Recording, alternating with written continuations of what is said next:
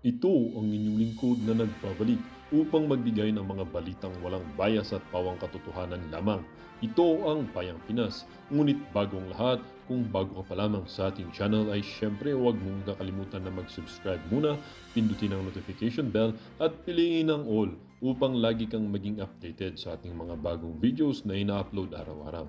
At syempre, maraming salamat na rin po sa ating mga solid viewers sa walang sawang pagsuporta. Huwag na huwag rin din pong kakalimutang mag-iwan ng like at i-share ang ating mga videos upang maging aware din ng ibang tao sa kung anong nangyayari sa ating bansa. At kung mayroon ka naman pong opinion or di kaya hinaing, ang ating comment section po ay bukas para sa inyong mga saloobin. Laging tandaan, bilang residente ng bansang Pilipinas, ang ating opinion ay dapat marinig at mapakinggan. Ito na nga mga kaibigan, atin nang panoorin ang kabuuan ng video.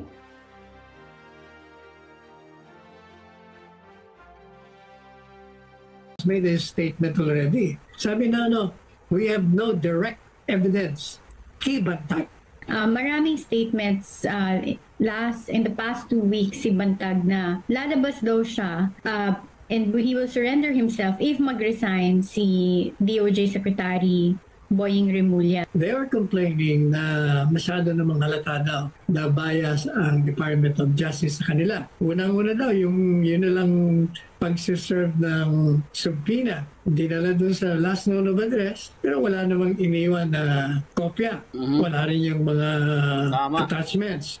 Nagpunta sa barangay kapitan ng last known address, sinabihan sila na walang tao doon, hindi rin nag-iwan.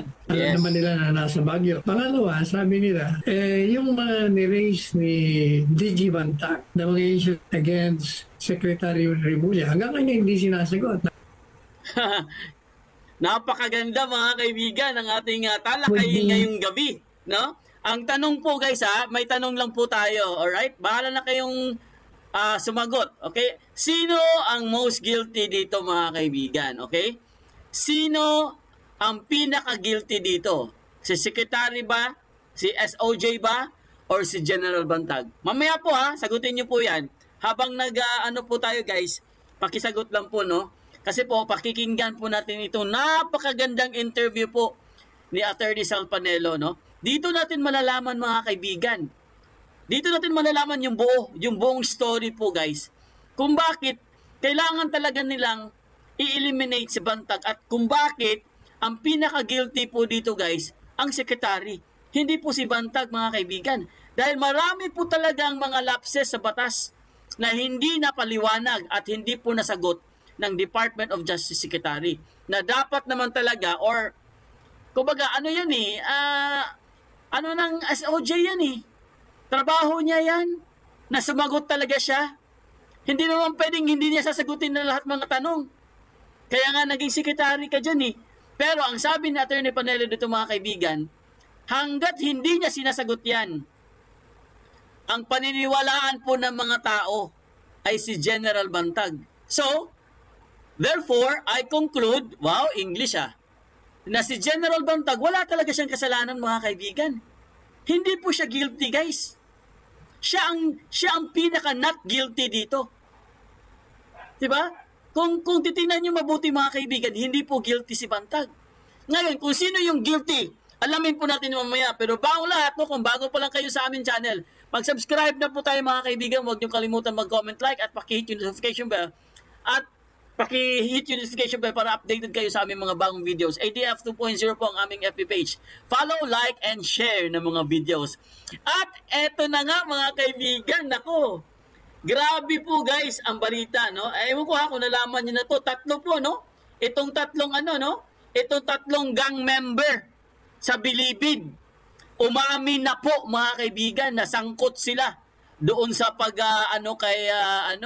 late Percy Lapid, no? The late commentator. Umamin na po yung tatlo mga kaibigan. Kasi nag-plead guilty na sila Ibig sabihin pag nag-plead guilty, umamin na. Inamin na nila yung kasalanan nila. Ngayon, mga kaibigan, ang tanong, so, ibig sabihin, inamin nila, hindi naman nila tinuro si Bantag. Ibig sabihin, si Bantag po guys, wala pala siyang kasalanan. Di ba? Common sense lang gagamitin dito, no? I mean, well, of course, kasama na ang common sense. Pero guys, tandaan nyo, itong tatlo na to, itong tatlong sinasabi ko sa inyo mga kaibigan, ito yung talagang ito yung pinaka talagang nakuha nilang parang itong tatlong to, mga main character talaga to mga kaibigan doon sa Percy Lapid. Ito yung mga main character. At sinabi ni Attorney Panelo dito mga kaibigan, kahit nga NBI di ba, kahit NBI sinabi nila na wala pong direct link sa Bantag. Di ba? Ngayon, itong tatlo na to mga kaibigan, nag-plead guilty na sila. So, umami na po sila na sangkot sila mga kaibigan doon sa crime. Accessory sila guys. Ibig sabihin, kasabwat. Wala silang sinasabing General Bantag. Wala silang tinuturo na pangalang Bantag. So, medyo good news to, good news to guys, no? Pero hindi naman natin pwedeng i-confirm to. Dahil po mga kaibigan, hanggang ngayon, tinutugis pa rin nila si Bantag. But anyway, at least guys, itong tatlo, confirm natin itong tatlo. Na, kasi umamin sila eh. Pero hindi rin natin alam kung bakit umamin, no? Pero at least umamin na. Nag-plead guilty na sila. Or, kaya sila nag-plead guilty para po bumaba yung kanilang mga sentensya. Kasi pag umamin ka, bababa yung sentensya mo eh. Di ba? Kasi pag hindi ka umamin, talagang habang buhay ka makakakulong dyan. Oh, di ba? Ngayon mga kaibigan, ito pong sinasabi po ni Attorney Panelo mga kaibigan, dito natin malalaman guys. Dito natin makukonek lahat. Di ba? Makukonek natin lahat mga kaibigan. Kung ano ba talagang nangyari dito kay General Bantag. Bakit parang pinag-iinitan talaga at dinidiin talaga nila? Ano ba talagang gusto ni Secretary Boying dito? Di ba? Pero bago yan, babati muna tayo, okay? Para hindi naman tayo, baka mamaya sabihin na naman na carried away na naman tayo. Alright? Happy Saturday po sa ating lahat. Kumusta na po kayo? Sana wala kayong mga gimmick. Ayan, si Susan Avenel, andito, walang gimmick yan. Pag wala kayong gimmick, manood na lang kayo sa akin. Okay? Ito, babati muna tayo. Bibitinin ko muna kayo, ha? Stay put lang kayo dyan. Okay, babati muna tayo. Sino ba yung mga...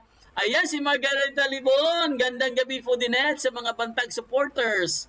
Si Cynthia Gonzalez, si Ed Manjente. Ayan, sabi po ni Cynthia Gonzalez, yes, tiyak ng utak ay nasa taas. Mas mataas na posisyon. Putak ng putak, member ng Team Ngiwi. Ayan, no? Member ng Team Ngiwi. Alam na this. Ed Manjente, good evening, boss. Foodie, Net. Sana totoo na ito para matauhan na si SOJ Boboying. Puro na lang panghuhula ang ginagawa ng DOJ at pagbibintang kaya't walang sapat na ebidensya. Good evening, Foodinet. Ayan, Jocelyn Nakajima. Emily Lebostes. Ayan. Hola, Sir Foodinet. Bon dia. Bon dia. Watching from Barcelona, Spain. We love you, General Bantag. Ingat ka palagi. Oy, mga taga-Spain, no? Barcelona, kumusta na kayo dyan? Amelia Veloso, gandang gabi Sir Foodinet. Thanks. Tamsak Dan. Oy, maraming sa pagtamsak ha. Maraming salamat. Eugene Mark Esero, kahit sabihin yung lusot, dito gawa si Bonjing para idawit si General Bantag. Bonjing, nga, mastermind.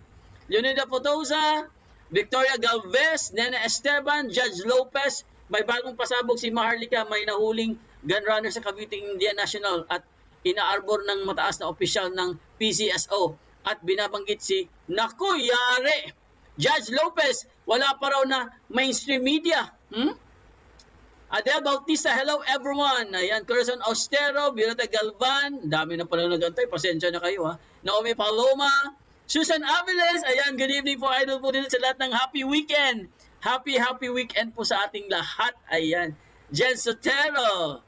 Alright mga kaibigan, babasahin po natin lahat ng mga pangalan na yan. Lahat na po ng mga nandito, no, babasahin po natin yan, mga comment nyo at mga tanong nyo. Mamaya po ha.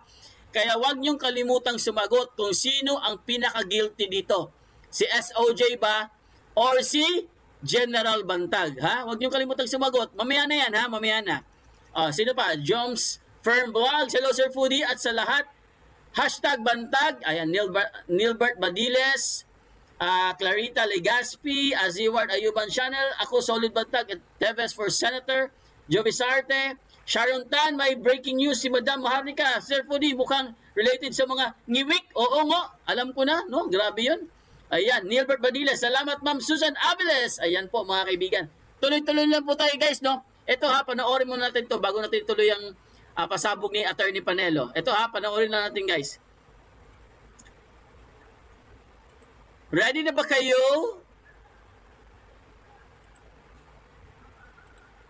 Guilty ang naging tugon ng tatlong gang leaders sa New Bilibid Prison o NBP matapos mabasahan ng sakdal sa kasong murder kaugnay ng pamamaslang sa broadcaster na si Percy Lapid. Sila ay sina Aldrin Galicia ng Sputnik Gang, Alvin Labra ng Batang City Jail at Alfie Peñaredon. Ayan na yung tatlo mga kaibigan. Oh. Yan na yung tatlo na umamin. Oh, yan na yung tatlo na yan. Di ba kilala nyo yung mga yan? Kung sino yung mga sumusubaybay sa kaso po ni Percy Lapid. Ayan. Tingnan nyo sa screen nyo. Yan na yung mga pangalan na yan. Oh, yan po yung umamin guys. Ibig sabihin, accessory to the crime. So, kasabwat po sila.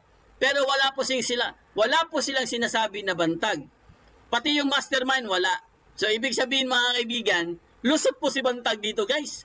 Sana talaga tama yung ano natin, no, yung syempre yung feeling natin yung gut feeling natin.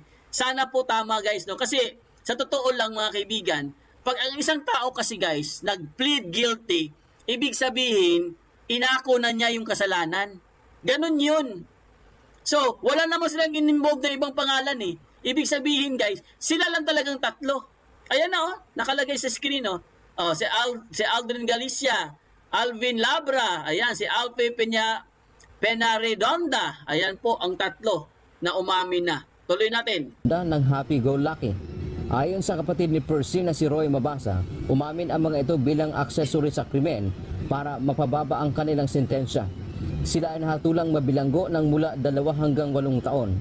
Ang tatlo ay kapwa-akusado ni na dating Bureau of Corrections Director General Gerald Bantag at dating Bucor Security Officer Ricardo Zulueta na itinuturong co-mastermind sa krimen na nananatiling at large.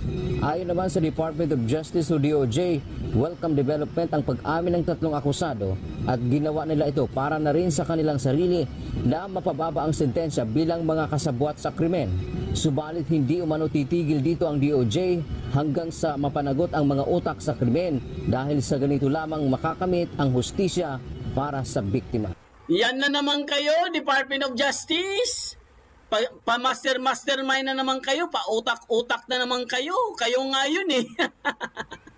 Kayo nga yung guilty dito eh. Pambihira naman oh. Ayan na nga, umamin na nga yung tatlo eh. Ano ba bang gusto nyo? Diba? Inamin na nila mismo. Nag-plead guilty na sila. Oh, di ba? So ano pa bang gusto nyo? Dapat, ang pinakamaganda dyan, total, umamin na yung mga tatlo na yan at wala naman silang sinasabing bantag. Di ba? Wala naman silang ini-involve eh. Sila lang naman tatlo. O di yan na. Yan ang hinahanap nyo. Ano pa bang gusto nyo? Pabihira naman oh. Baka siguro ang utak dito si si Bonji. Ha? Ikaw ba mastermind dito? Kasi ayaw mong tigilan si Bantag eh. Di ba? Ayaw talaga niyang tigilan. Meron na nga talagang parang na nga yan eh, parang sinusubo na nga sa kanila eh, no? Talagang halatang halata na nga eh. Tapos yung si Escorial pa, di ba? Bumaliktad din, Ano pa bang gusto nyong mangyari? Di ba? Ibig sabihin, gusto nyo lang talagang idiin si Bantag. Gusto nyo siyang kasuhan, gusto nyo siyang makulong, para hindi na siya makalabas. Yun ang gusto nyo eh. Di ba? Kasi po mga kaibigan, nakakapagtaka lang talaga eh. Ito na nga, nag-plead guilty na nga eh. Pambihira naman mga buhay na to. Di ba? Hindi pa rin kayo nakontento? Nag-plead guilty na nga. Di ba? Ang pinakamaganda dyan, ito yung advice namin sa Department of Justice Secretary. Sir? Sana nakikinig kayo, sir. Ang pinakamagandang mong gawin, i-dismiss mo na yung kaso ni Bantag. Kasi andyan na yung tatlo eh. Total, umamin na sila, Ayan na, magsaya na kayo. Diba? It's time to celebrate. Kasi nakuha nyo na yung hustisya. Ayan na yung tatlo, inamin na nila. Ngayon, sino pa bang hinahanap yung mastermind? Baka ikaw Secretary Mastermind dyan Kasi ang kulit eh. Ayaw mo makinig eh. Di ba? Andyan na nga eh. Si Chongke. Ang utak. O si Chongke, ikaw ba yan? Di ba? Alam nyo guys, sa totoo lang I mean, wala naman tayo, hindi ko naman masyadong alam yung batas-batas na ganyan, no? Pagdating po sa korte. Pero may konti lang tayong alam, mga kaibigan. Ang nakalagay kasi dito, guys, the moment po, no, na inamin na nung akusado or kung sino, ano ba tawag diyan? Akusado, no? Tatlo kasi yan eh. Tatlong gang member yan. Mga gang member yang mga yan. Okay, inamin na nila. Alright? Laruhin natin. Inamin na nila yung kasalanan. Alright, ano po inamin nila? Na sila ay accessory to the crime. So, ano ibig sabihin nun? In Tagalog, kasabwat sila sa krimen. Oh, klaro. Klaro yan. Okay, may binanggit pa silang pangalan? Wala. May binanggit pa silang bantag? Wala. Anong sabi ng NBI? Walang direct link sa bantag. Ang ebidensya magsisimula kay Zulueta at matatapos kay Zulueta. Klaro yan, sinabi ni Atty. Panelo yan sa intro natin. I-replay nyo yung intro natin, sinabi niya. Di ba? Ang ebidensya magsisimula kay Zulueta at matatapos kay Zulueta. Bakit? Dahil siya talaga yung connected dun sa mga sa mga tao-tauhan dun eh. Hindi naman si Bantag guys eh. Dahil si Bantag po, siya po ang director, no? Ano siya eh, general, ano siya dun sa bureau eh. Hepe siya dun eh. Di ba? Napakaklaro yan. Ngayon, kung ididiin nila si Bantag na siya talaga gumawa, malamang sa malamang, ganun ang gagawin nila. Or ganun ang ginagawa nila. Di ba? Kasi po mga kaibigan, sa totoo lang, wala na eh. Checkmate na sila guys. Ang Department of Justice, checkmate na. Stalemate na sila. Wala na silang ano pa bang pambato nila? Ang tatlo, umami na eh. Sa balita na yan ha. Meron pa nga tayong balita dito. Galing pa sa news, sa Manila Bulletin yan. 3 bilibid PDLs plead guilty as accessories in Persilapid killing. Sentenced to 2 to 8 years imprisonment. Ayan klaro yan ano pa bang gusto nyo? Please naman. Please naman. Si Bantag ang hindi guilty dito. He is not the most guilty. English, galing English na naman yun Kung sino yung pinaka-guilty dito, yun ang huhulihin nyo. Bakit si Bantag yung palagi nilang Bantag? Kung hindi naman si Bantag, Tebes. Tebes. Pag hindi naman si Tebes, Bantag. Parang papasa-pasa lang, Kung gusto lang yung, kunwari, wala silang magawa, si Bantag na naman. Tapos, ilang araw, si Tebes na naman. Ang bihira naman itong mga to. Di ba? So, kaya po, tinatanong ko kayo mga kaibigan, Tinatanong ko kayo kanina, sa intro natin. Sino ang most guilty? Kasi sa intro pa lang ni Atty. Panelo, alam mo na kung sinong guilty. Di ba? Alam na natin kung sinong guilty. Ngayon, tinatanong ko kayo guys sana po masagot nyo habang nagdi-discussion tayo, pakisagot na lang kung sino yung sa palagay nyo ang most guilty. Alright? Tapos mamaya po, syempre ipaliwanag natin. Kasi po, magsasalita po dito si Atty. Panelo sa kanyang interview. Alright? Ito po panoorin po natin guys. Para magkaalaman na. Ready na ba kayo kay Atty. Panelo? Ayan na. The evidence starts, yung nakuha nila, yung sinasabi nila totality of evidence, the evidence starts and ends with Zulueta. Di ba? Ends with Zulueta. Ano ibig sabihin nun? Umiikot lang kay Zulueta. Hindi kay Bantag. Klaro yan sinabi ni Atty. Panelo. From Zulueta to Bantag, wala silang ebidensya. From Zulueta to Bantag, wala silang ebidensya. See? Gets nyo? From Zulueta. Kunwari, ito si Zulueta. Ito si Bantag. From Zulueta to Bantag, wala silang ebidensya. Wala. As in, no. Ngayon, sino ang mas guilty at saka bias? Di ba? Alam nyo na. Di ba? Play natin. Wala akong nakikita. Walang link. In fact, the NBI has made a statement already. Oo. Sabi na we have no direct evidence. Kay Bantag. Maraming statements in the past 2 weeks si Bantag na lalabas daw siya and he will surrender himself if mag-resign si DOJ Secretary Boying Remulla. They are complaining na masyado namang halata daw na bias ang Department of Justice sa kanila. Unang-una daw, yun na lang pagsiserve ng subpoena. Dinala doon sa last known of address, pero wala namang iniwan na kopya. Wala rin yung mga attachments. Nagpunta sa barangay kapitan ng last known address, sinabihan sila na walang tao doon, hindi rin nag-iwan. Alam naman nila na nasa Baguio. Pangalawa, sabi nila, yung mga ni-raise ni DG Bantag na mga issue against Secretary Remulla, hanggang ngayon hindi sinasagot. Di ba? Nag-gets nyo guys? Patikim pa lang yan. Patikim pa lang yan mga kaibigan. Kaya po, sa palagay ko guys, kaya pwede ko pong sabihin guys, na ang pinaka-guilty dito, si Secretary. Kasi hindi siya sumasagot eh. Lahat ng hamon sa kanya, hindi niya sinasagot. Wala siyang kahit isa lang sinagot, wala po. Wala siyang concern, wala siyang pakialam.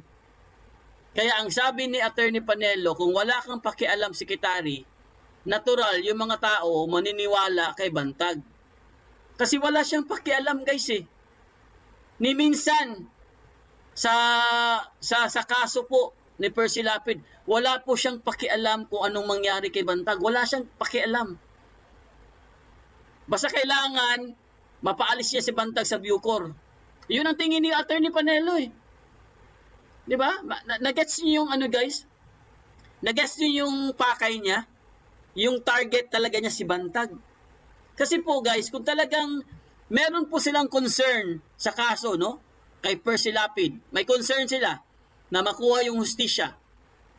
I-set aside na lang natin yung mga political agenda nila.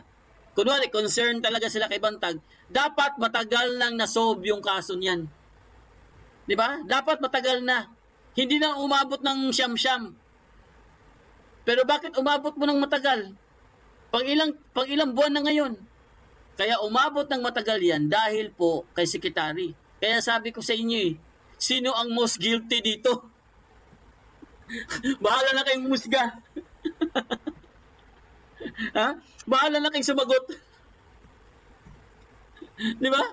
Gets na gets, sabi ni Elizabeth Bagsikan. Di ba? Kasi guys, sa totoo lang, ang kaso po ni Percy Lapid, mga kaibigan, di ba? Pinatumba siya. Yun ang kaso. Hindi naman kaso ni Percy Lapid, kaso ni Bantag yung parang gusto siyang patalsikin dahil sa political views eh. Hindi naman yun eh. Dapat ang concern nila kung paano nila hanapin yung gumawa dun sa kay Percy Lapid. Hindi yung dahil gusto niyang tumakbo sa 2025, gusto nilang harangan si General Bantag dahil meron silang mga plano. Hindi naman yun eh. Hindi dapat yun ang hindi dapat yun ang concern nila. Dapat ang concern nila, paano nila hanapin yung umano kay Percy Lapid. Diba? Shout out sir, watching from Bologna, Italy. Ayan, mga taga Bologna, Italy. Larry Montifar. Ayan, mega love shout out sa iyo, Larry Montifar. CII talaga ang guilty, halata na. Siya talaga, tama, no? Siya talaga ang guilty. Hepa, Di ba? Napakatindi po mga kaibigan, di ba? Napakatindi po talaga ng kaso na to, guys. Ay ito panoorin natin to. Pakinggan po natin mga kaibigan. Uusad yung investigation at maaaring magpatuloy yung kaso even if we haven't seen Bantag himself.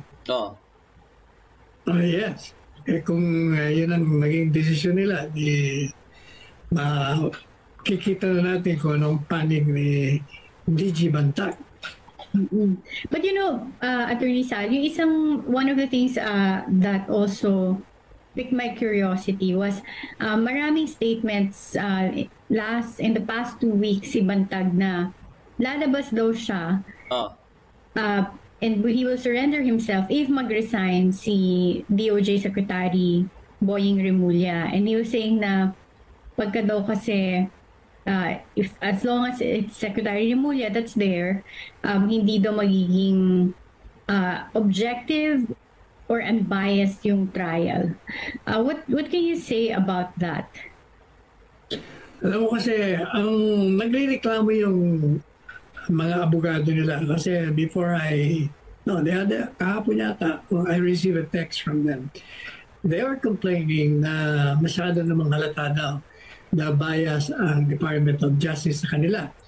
Unang-una daw, yun na lang pagsiserve ng subpoena. Dinala dun sa last known of address, pero wala namang iniwan na Bias talaga sila. kopya. Wala rin yung mga attachments. Nagpunta sa barangay kapitan ng last known address, sinabihan sila na walang tao doon, hindi rin nag-iwan. Alam naman nila na nasa Baguio.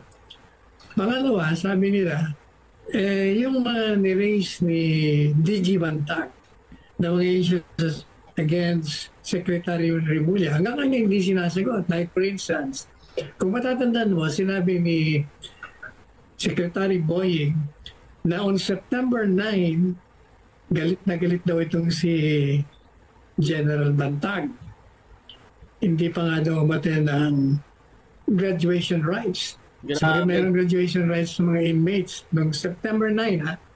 And according to him, he was very, very livid. Yeah, that's how he described him at the time. Kasi daw, nalaman niya na yung napatay na komentarista pupunta sa Laguna to take pictures of his alleged mansion and fleet of cars. Kaya sabi ni Secretary Boying, ngayon malakas na ebidensya, nagpapakita na talagang malaki ang motive niya na patayin dahil galit na galit siya. Ang sagot doon ni General Bantag, sabi niya, kasinungalingan yun. Una-una, sabi niya, kasi sabi ni Secretary Boying, yun daw, pagpunta ron, would form the basis of the Cinderella Man story. Yung Cinderella Man refers allegedly to DG Bantag, isang government official na nag-amass ng wealth. Yun daw, kaya nagpunta ron para gawin na yung Cinderella Man video. Ang sabi ni DG Bantag, that's a brazen lie kasi nungalingan yun because noong September 5 pa nagawa yung video yan. Katunayan, sabi niya, September 7, pinadalahan ko siya ng video. Kasi humihingi ako ng guidance kung anong gagawin ko doon sa video. Kasi ang feeling niya raw, sinisiraan siya. Bilang boss, humihingi siya nga kung anong pwede kong gawin. Pero in-ignore daw ni Secretary Boying. Kaya nagtataka siya, ba't ayaw man lang akong sagutin ito? Kaya ginawa niya raw, ito ay pinadala niya sa mga kabats niya sa PNP Class 96 doon sa kanilang group chat, and he was asking them kung anong pwede niyang gawin, anong legal remedies niya. Sabi naman daw sa kanya, demanda mo. So sabi niya, masyado namang halata na hindi totoo yun kasi September 5 pa yung nagawa supposed to be pagpunta ro na gagawin pa lang. Nagawa niya, pinadalaan ko nga siya. Kaya sabi niya, pangalawa sabi niya, nagre-resign na ako from at the inception of his taking over the Department of Justice. I was already resigning, pero ayaw niya akong payagan. Kaya para sabi niya, in hindsight, na-realize ko na ngayon, mukhang kaya ako pala hindi tinatanggap na mag-resign kasi gagamitin niya ako sa kanyang mga political plans sa 2025. Ginagamit niya ako ngayon. O, di ba? O, stop muna natin. Di ba? Na-gets you guys? Ginagamit pala talaga siya. Kaya pala ayaw siya pag-resignin nun. Kasi ginagamit po siya, guys. Dahil mayroon nga silang plano or mayroon nga siyang agenda, itong si Secretary, para tumakbo sa 2025. Talagang klaro naman talaga na didindiin lang siya at ginagamit lang siya, mga kaibigan. Parang ginawa siyang si Bantag. Ginawa siyang fall guy dito, mga kaibigan. Di ba? Para lang sa vested interest nitong secretary kasi nga gusto niya tumakbo. So siguro para siguro bumango yung pangalan niya or para siguro maka-gain siya ng para sumikat. Yan pong ginawa niya. Parang yung ginawa niya kay Kong Arnie Tevez, di ba? Ganon din yun eh. Ang ginagawa nila kay Kong Arnie Tevez, mga kaibigan, nagpapapogi din sila para ready na po sila tumakbo sa 2025. Ganon lang yung ginagawa nila dyan. Same lang yung pattern. Ito naman kay Bantag, mga kaibigan, medyo nauna lang to, no? Kaya nalabasan po siya ng warrant of arrest. Pero kung tutuusin, guys, hindi naman dapat siya malalabasan ng warrant of arrest eh. Kung hindi po na-impluwensyahan ni Secretary yung mga prosecutor. Kasi nga, sa mga sinasabi pa lang ni Secretary, mga kaibigan, sa mga mainstream media, no, sa kanya mga press con, parang pinapangunahan na niya eh, na si Bantag ang may gawa. Kaya po, lumabas ang probable cause. Ganon kasi yan, guys eh. Ganon yung pattern nila. Ganon din ginawa nila kay Tevez, di ba? Pareho lang din yung pattern. Parang dinidiin din nila si Kong Tevez para siyempre umamin, umuwi sa Pilipinas. Ganon yan eh. So kay Bantag, same din. O ngayon naman, pabuya. Di ba? Pabuya naman ngayon. Para kunwari, may pabuya, siyempre, pampaakit eh. 2 million, 3 million ba naman? Ang laki niyan. Pampaakit yan, no? So, para po mapilitang sumuko si Bantag. Hindi nila alam na hindi susuko si Bantag. Dahil si Bantag po, mga kaibigan, tandaan nyo ha, si General Bantag po, guys, train yan. Train yan. Ano yan? Nag-Marines din yan. Komando yan. At isa yang proud igorot. Dahil proud igorot po siya, mga kaibigan, alam niya ang pasikot-sikot po doon sa norte. Kahit saan siya magpunta doon, alam niya ang pasikot-sikot dahil siya isang proud igorot. Hindi nila kakayanin yun kahit anong gawin nila dyan. Di ba? Wala, hindi nila kakayanin yun. Hindi po pipitsugin si General Bantag, mga kaibigan. Take note, no? Ilagay nyo sa mga kokote nyo kayong mga pulpol na mga na mga nagtutugis kay Bantag. Hindi yan ordinaryong na hinuhuli nyo. Hindi nyo kakayanin si Bantag. Marines yan. Yari kayo dyan. Di ba? May training yan. Well-trained yang mga yan. Hindi yan basta-basta. Hindi yan basta-basta susuko.